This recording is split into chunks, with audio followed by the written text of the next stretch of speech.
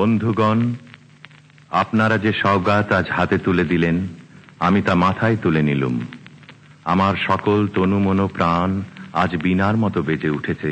তাতে শুধু একটিমাত্র সুর ধ্বনিত হয়ে উঠছে, আমি ধন্য হলুম, আমি ধন্য হলুম। আমায় অভিনন্দিত আপনারা সেই দিনই করেছেন যেদিন আমার লেখা আপনাদের ভালো লেগেছে। বিংশ শতাব্দীর অসম্ভবের সম্ভাবনার যুগে আমি জন্মগ্রহণ করেছি। এরই অভিযান সেনাদলের তুর্যবাদকের একজন আমি। এই হোক আমার সবচেয়ে বড় পরিচয়। আমি এই দেশে এই সমাজে জন্মেছি বলেই শুধু এই দেশেরই এই সমাজেরই নই, আমি সকল দেশের সকল মানুষের। কবি চায় না দান, কবি চায় অঞ্জলি, কবি চায় প্রীতি। কবিতা আর দেবতা সুন্দরের প্রকাশ।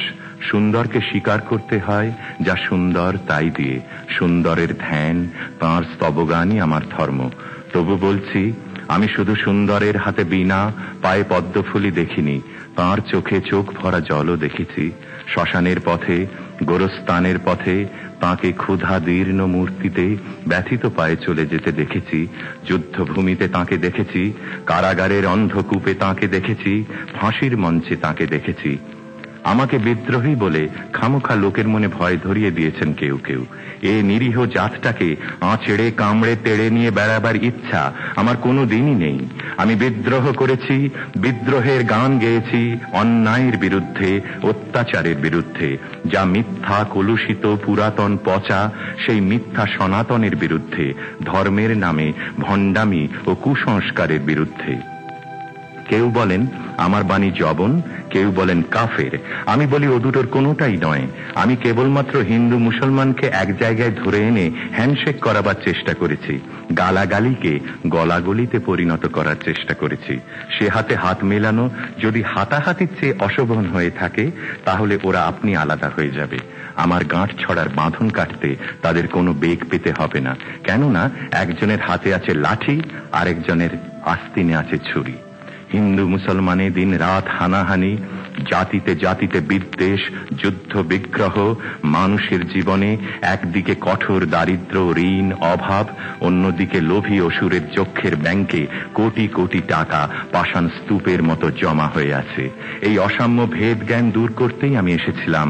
আমার কাব্যে, সঙ্গীতে, কর্মজীবনে অভেদ সুন্দর সাম্যকে প্রতিষ্ঠিত করেছিলাম। আমি যশ চাই না, খ্যাতি চাই না, প্রতিষ্ঠা চাই না, নেতৃত্ব চাই না। জীবন আমার যত দুঃখময় হোক, আনন্দের গান, বেদনার গান গেয়ে যাব আমি। দিয়ে যাব নিজেকে নিঃশেষ করে, সকলের মাঝে বিলিয়ে, সকলের বাঁচার মাঝে থাকবো আমি বেঁচে। এই আমার ব্রত, এই আমার সাধনা, এই আমার তপস্যা। রবীন্দ্রনাথ আমায় প্রায় বলতেন, দেখ উন্মাদ, তোর জীবনে শেলির মতো, কিটসের মতো খুব বড় একটা ট্র্যাজেডি আছে, তুই প্রস্তুত হ। জীবনে সেই ট্র্যাজেডি দেখবার জন্য আমি কতদিন অকারণে অন্যের জীবনকে অশ্রুর বর্ষায় আচ্ছন্ন করে দিয়েছি, কিন্তু আমারই জীবন রয়ে গেল বিশুষ্ক মরুভূমির মতো তপ্ত, মেঘের ঊর্ধ্বে শূন্যের মতো, কেবল হাসি, কেবল গান, কেবল বিদ্রোহ। আমার বেশ মনে পড়ছে একদিন আমার জীবনের মহা অনুভূতির কথা। আমার ছেলে মারা গেছে। আমার মন তীব্র পুত্র শোকে যখন ভেঙে পড়ছে, ঠিক সেই দিনই, সেই সময় আমার বাড়িতে হাসনাহেনা ফুটেছে। আমি প্রাণ ভরে সেই হাসনাহেনার গন্ধ উপভোগ করেছিলাম। আমার কাব্য, আমার গান, আমার জীবনের অভিজ্ঞতার মধ্য হতে জন্ম নিয়েছে। যদি কোনোদিন আপনাদের প্রেমের প্রবল টানে আমাকে আমার একাকিত্বের পরম শূন্য থেকে অসময়ে নামতে হয়, তাহলে সেদিন আমায় মনে করবেন না আমি সেই নজরুল। সেই নজরুল অনেক দিন আগে মৃত্যুর খিড়কি দুয়ার দিয়ে পালিয়ে গেছে। মনে করবেন পূর্ণত্বের তৃষ্ণা নিয়ে যে একটি অশান্ত তরুণ এই ধরায় এসেছিল, অপূর্ণতার বেদনায় তারই বিগত আত্মা যেন স্বপ্নে আপনাদের মাঝে কেঁদে গেল। যদি আর বাঁশি না বাজে, আমি কবি বলে বলছি নে, আমি আপনাদের ভালোবাসা পেয়েছিলাম, সেই অধিকারে বলছি, আমায় আপনারা ক্ষমা করবেন, আমায় ভুলে যাবেন।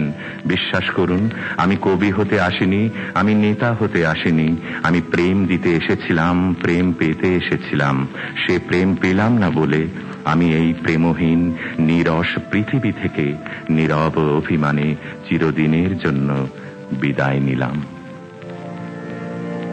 যেদিন আমি চলে যাব সেদিন হয়তোবা বড় বড় সভা হবে, কত প্রশংসা, কত কবিতা বেরুবে হয়তো আমার নামে।